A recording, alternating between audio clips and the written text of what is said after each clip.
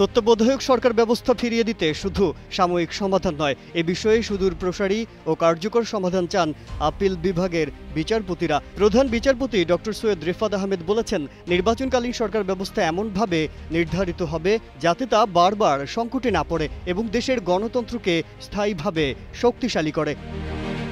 বুধবার সকালে তত্ত্বাবধায়ক সরকার ব্যবস্থা বাতিলের রায় পুনর্বিবেচনা শুনানির দ্বিতীয় দিনে তিনি প্রশ্ন তোলেন, যদি তত্ত্বাবধায়ক সরকার ফিরিয়ে দেয় এটি কবে থেকে কার্যকর হবে?